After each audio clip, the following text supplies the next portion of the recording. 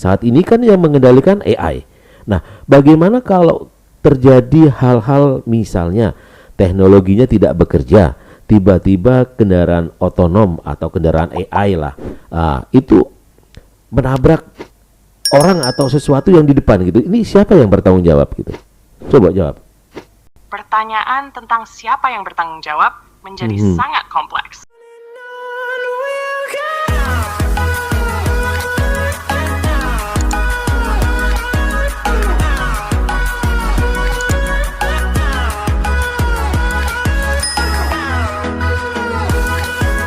Yap, sekarang kita beralih ke tema otomotif ya. Seberapa besar sih teknologi AI yang saat ini sudah digunakan untuk teknologi otomotif, Chad? Teknologi AI sudah sangat besar pengaruhnya dalam dunia otomotif saat ini. Oke. AI digunakan di berbagai aspek, mulai dari produksi hingga pengalaman berkendara itu sendiri. Beberapa contoh besar bagaimana AI digunakan dalam industri otomotif meliputi: 1. Mobil otonom, self-driving cars. Banyak perusahaan besar seperti Tesla, Waymo, dan beberapa produsen mobil lainnya sedang mengembangkan dan menerapkan teknologi kendaraan otonom. AI memungkinkan mobil-mobil ini memahami lingkungan mereka dengan memproses data dari kamera, radar, dan sensor lainnya untuk mengambil keputusan secara real-time. 2. Sistem bantuan pengemudi. Fitur seperti Adaptive Cruise Control, Lane Keeping Assistance, Automatic Emergency Braking, dan Parking Assistance juga didukung oleh teknologi AI. AI membantu menciptakan pengalaman berkendara yang lebih nyaman dengan asisten virtual di dalam kendaraan, seperti sistem infotainment berbasis AI yang bisa merespon perintah suara, memberikan rute tercepat, atau bahkan menganalisis kebiasaan mengemudi pengguna untuk memberikan rekomendasi. 5. Pemeliharaan prediktif. AI digunakan untuk memantau kondisi kendaraan secara terus-menerus dan memprediksi kapan komponen tertentu perlu diperbaiki atau diganti, sehingga bisa mengurangi biaya perbaikan tak terduga. Oh gitu ya? Secara keseluruhan, AI sudah menjadi komponen yang tak terpisahkan dalam teknologi otomotif modern, baik dalam hal meningkatkan keselamatan, efisiensi, maupun pengalaman pengguna. Siap. Nah, saya tertarik dengan apa yang disampaikan oleh Seti tadi nih. Ada informasi yang bisa diberikan oleh AI terkait dengan kendaraan. Salah satunya tadi misalnya ada komponen-komponen yang mau rusak atau mungkin harus ganti oli, AI juga tahu ya gitu. Benar, Aditya. Salah satu penerapan AI yang sangat berguna di dunia otomotif adalah dalam hal pemeliharaan prediktif. AI bisa memantau kondisi kendaraan secara real-time dengan menggunakan data dari berbagai sensor yang ada di mobil. Misalnya, sensor yang mengukur suhu mesin, tekanan oli, atau getaran dari komponen mekanis lainnya. Dengan teknologi ini, AI dapat 1. Memprediksi kapan oli harus diganti, berdasarkan data seperti jarak tempuh, kualitas oli saat ini, dan kondisi penggunaan. Misalnya, apakah mobil sering digunakan dalam kondisi macet atau medan berat? AI bisa memberikan notifikasi ke pengemudi kapan waktunya untuk mengganti oli, bahkan sebelum ada masalah. 2. Memantau komponen yang mendekati batas usia pakai. Komponen seperti rem, ban, atau sistem kelistrikan juga bisa dipantau. AI bisa mendeteksi pola penggunaan dan kerusakan minor, sehingga bisa memberikan peringatan dini sebelum terjadi kerusakan besar yang lebih mahal. 3. Deteksi dini masalah. Misalnya, jika ada perubahan kecil dalam performa mesin yang tidak bisa dirasakan langsung oleh pengemudi, AI bisa mendeteksinya dengan membandingkan data sensor dengan kondisi normal. Hal ini memungkinkan pengemudi untuk melakukan perbaikan sebelum masalah menjadi lebih serius. Teknologi ini membuat kendaraan semakin pintar dan membantu pemilik mobil untuk menjaga kendaraan mereka dalam kondisi optimal dengan cara yang lebih efisien. Jadi dengan AI, kendaraan bisa memberitahu penggunanya kapan ada bagian yang perlu perhatian khusus atau perawatan lebih lanjut. Lengkap sekali jawaban AI. Ternyata banyak, 1, 2, 3, 4, 5 secara detail dan terperinci, luar biasa. Nah, satu lagi Chad, pertanyaan masih berkaitan dengan dunia otomotif. Kan ada fitur dan aplikasi yang AI ciptakan, dalam hal ini adalah self-driving car. Pada saat kita akan berkendara dengan menggunakan kendaraan AI atau otonom ya, kalau nggak salah itu kendaraan itu bisa berjalan sendiri tanpa dikendarai karena AI sudah bisa mendeteksi benda-benda yang ada di depan kendaraan. Apakah benar itu? Iya, benar sekali Aditya. Teknologi self-driving car atau kendaraan otonom memang dirancang untuk bisa berjalan sendiri tanpa campur tangan langsung dari pengemudi. Ini dimungkinkan berkat penggunaan berbagai sensor canggih yang terintegrasi dengan algoritma AI. Sistem tersebut bekerja dengan memproses data dari beberapa jenis sensor seperti 1. Kamera. Kendaraan otonom dilengkapi dengan kamera yang dapat mendeteksi objek di sekitarnya, seperti kendaraan lain, pejalan kaki, dan rambu lalu lintas. LiDAR, Light Detection and Ranging. Ini adalah sensor yang memindai lingkungan di sekitar mobil menggunakan laser, menciptakan peta 3 dimensi yang sangat akurat dari area di sekitar kendaraan. 3. Radar. Radar memungkinkan mobil mendeteksi objek yang mungkin tidak terlihat oleh kamera, terutama dalam kondisi cuaca buruk, seperti hujan atau kabut. 4. Ultrasonic. Sensor ultrasonic digunakan untuk mendeteksi objek yang sangat dekat dengan kendaraan, seperti saat parkir atau bergerak di area sempit. Dengan menggabungkan semua data dari sensor-sensor ini, AI dapat membuat keputusan cepat tentang kapan harus mempercepat, memperlambat, mengerem, atau menghindari rintangan di jalan. AI di kendaraan otonom juga menggunakan machine learning untuk belajar dari pengalaman di jalan, sehingga sistemnya semakin cerdas dari waktu ke waktu. Misalnya, jika ada pejalan kaki yang tiba-tiba melintas di depan mobil, AI bisa langsung mendeteksi dan menghentikan kendaraan untuk menghindari tabrakan. Selain itu, AI juga bisa membaca rambu lalu lintas dan tanda-tanda lain, seperti lampu merah atau peringatan kecepatan, sehingga mobil bisa beradaptasi dengan aturan di jalan. Namun, teknologi ini masih terus berkembang. Dan walaupun sudah ada kendaraan yang bisa beroperasi dengan tingkat otonomi tinggi, masih banyak aspek yang membutuhkan pengawasan manusia dalam situasi tertentu. Misalnya dalam kondisi cuaca ekstrem atau situasi yang sangat kompleks, kendaraan otonom masih perlu intervensi manusia sebagai cadangan. Nah, tadi Ceti bilang, salah satu keistimewaan kendaraan otonom yang dilengkapi dengan self-driving car itu bisa membaca objek yang ada di depan. Apakah ada kemungkinan radar terus teknologi-teknologi ini tidak bisa membaca benda-benda yang ada di depannya? Pertanyaan bagus, Aditya. Ya, coba Meskipun silakan jawab. teknologi di kendaraan otonom sudah sangat canggih, memang ada beberapa situasi di mana sensor seperti radar, kamera, atau LiDAR bisa mengalami kesulitan dalam mendeteksi benda di sekitarnya. Beberapa contoh situasi yang bisa menjadi tantangan bagi sensor kendaraan otonom adalah 1. Kondisi cuaca ekstrem. Dalam hujan deras, kabut tebal, atau salju, kamera dan LiDAR bisa kesulitan melihat lingkungan sekitar dengan jelas. Partikel-partikel air atau es bisa mengganggu pengukuran sensor, sehingga objek di depan mungkin tidak terdeteksi dengan baik. 2. Objek yang terlalu kecil atau tidak jelas.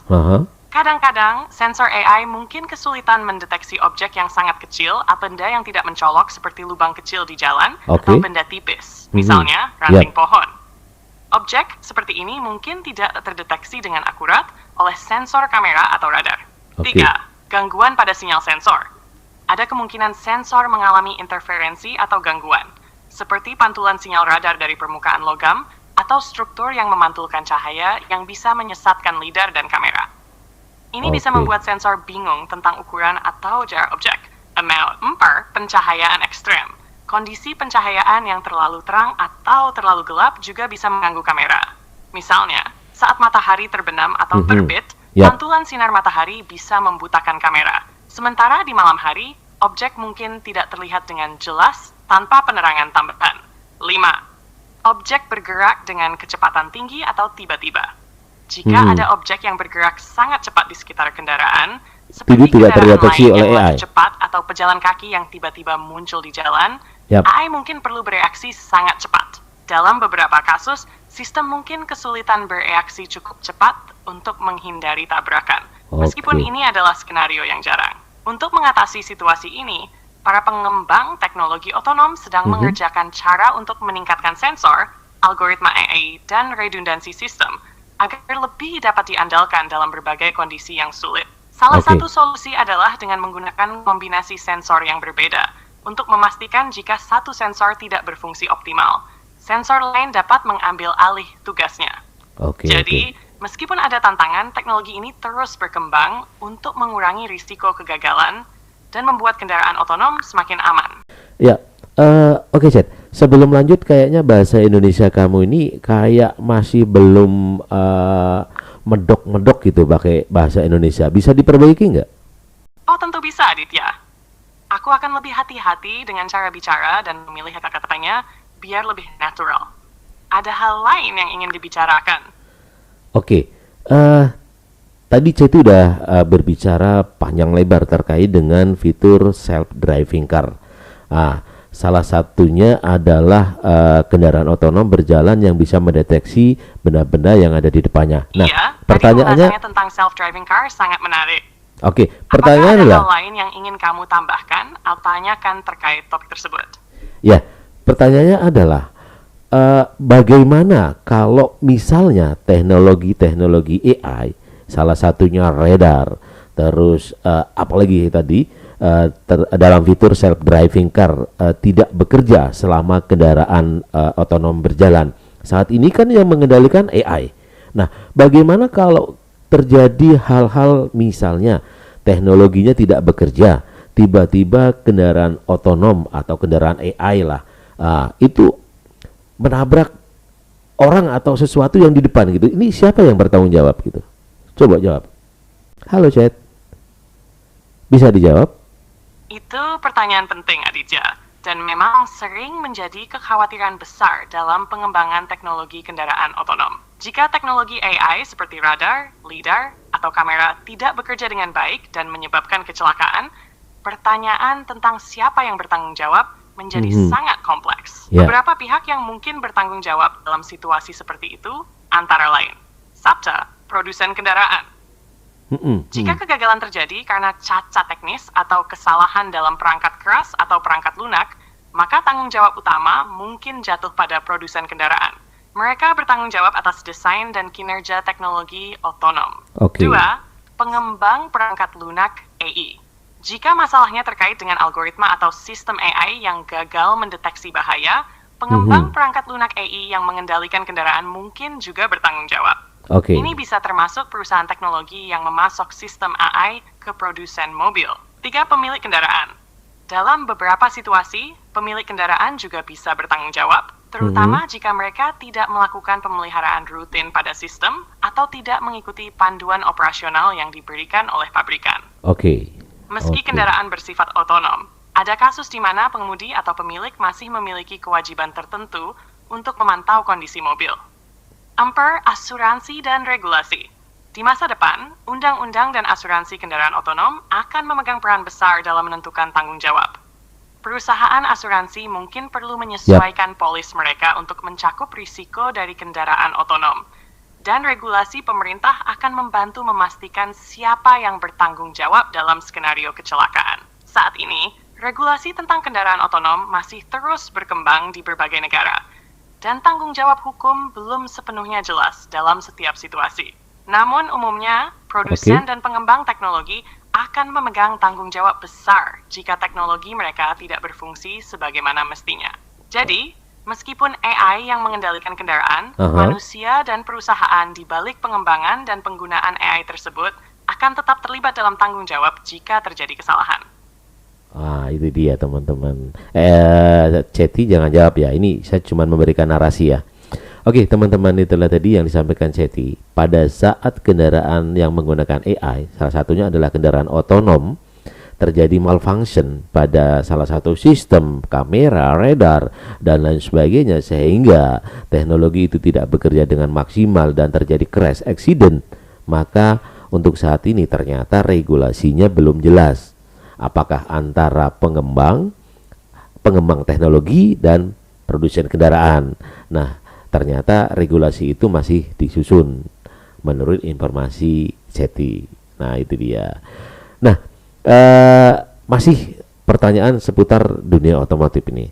Ini bisa juga ya, mungkin ini pertanyaan agak lucu nih, agak konyol Chat gitu. Salah satu teknologi AI adalah bisa membaca map gitu ya, atau membaca lingkungan di sekitarnya gitu. apakah ada kemungkinan nih, misalnya saya akan pergi ke Bandung gitu dengan menggunakan fitur self driving car gitu. Tiba-tiba teknologi AI itu tidak bekerja, error gitu. Karena saya percaya dengan teknologi AI, terutama fitur self driving car, jadi saya tidur aja di mobil gitu. Nah, tiba-tiba karena sistemnya error, tadi saya mesti ke Bandung, terus disasarin sampai ke Bali gitu. Apakah bisa juga seperti itu, Chat? Coba, Chat. Pertanyaan menarik dan seru banget, Aditya. Kalau secara teori, teknologi AI yang digunakan dalam fitur self-driving car memang sangat bergantung pada sistem peta, sensor, dan pemrosesan data yang akurat. Jika terjadi error atau kegagalan dalam sistem navigasi AI, memang ada kemungkinan mobil tidak mengikuti rute yang seharusnya. Namun, sistem ini biasanya dilengkapi dengan berbagai lapisan keamanan untuk mencegah skenario seperti itu. Misalnya, ada beberapa sensor dan sistem redundan yang dirancang untuk memastikan kendaraan tetap berada di jalur yang benar meskipun ada masalah pada salah satu komponen. Tetapi kalau sampai terjadi kesalahan besar seperti disasarin sampai ke Bali saat tujuannya Bandung, itu kemungkinan besar akan terdeteksi lebih awal dan sistem seharusnya memberikan peringatan. Jadi artinya kita nggak boleh tidur-tiduran ya di mobil ya, yang mobil otonom yang ada fitur self-driving car-nya gitu ya? Iya, betul sekali Aditya. Siap. Walaupun terasa nyaman, sebaiknya kita nggak tidur-tiduran dulu saat menggunakan fitur self-driving car. Setidaknya pengemudi perlu tetap siaga dan bisa merespons jika ada situasi darurat. Mungkin nanti, kalau teknologi sudah benar-benar otonom dan sangat andal, tidur di mobil otonom bisa jadi kenyataan yang aman. Iya, mudah-mudahan itu jadi kenyataan, Ceti ya. Dengan kendaraan otonom, kita bisa tidur-tiduran gitu. Cet, kayaknya terima kasih dulu nih bincang-bincang kita pada kesempatan kali ini ya. Nanti ke depan saya akan bincang-bincang lagi sama Ceti untuk topik-topik yang lebih hangat lagi. Bisa ya? Bisa ya? Sama-sama Aditya, senang banget bisa ngobrol bareng kamu. Aku siap kapanpun kamu mau lanjut diskusi, baik topik alat, teknologi, atau apapun itu. Sampai jumpa lagi di bincang-bincang berikutnya. Oh ya, tadi kamu bantu dong promosiin channel saya ke para subscriber gitu. Bisa bantu subscribe gitu? Bisa ya? Jangan lupa buat semua yang nonton, dukung channel Bagel 86 dengan cara subscribe, biar nggak ketinggalan konten seru dan informatif berikutnya. Yuk, langsung subscribe sekarang juga. Oke, terima kasih Ceti sudah bantu kita untuk memberikan informasi ke teman-teman untuk menekan tombol subscribe ya dan mengaktifkan notifikasi yang bergambar lonceng agar tidak ketinggalan info terbaru dari channel Bagel 86. Cet, terima kasih ya. Besok ketemu lagi ya. Wassalamualaikum warahmatullahi wabarakatuh, Ceti. Oke, sahabat 86, itulah tadi kita bincang-bincang dengan Ceti. AI yang saya namain dengan Ceti. Ke depan saya juga sudah nyiapin beberapa pertanyaan tentang kemungkinan kegagalan apa saja yang bisa terjadi pada kendaraan-kendaraan otonom ya. Jadi ikuti terus channel BG86 dan nantikan video selanjutnya bincang-bincang saya dengan Ceti masih terkait dengan seputar teknologi-teknologi AI yang sudah disematkan di dunia otomotif. Akhir kata memberi dan berbagi. Wassalamualaikum warahmatullahi wabarakatuh.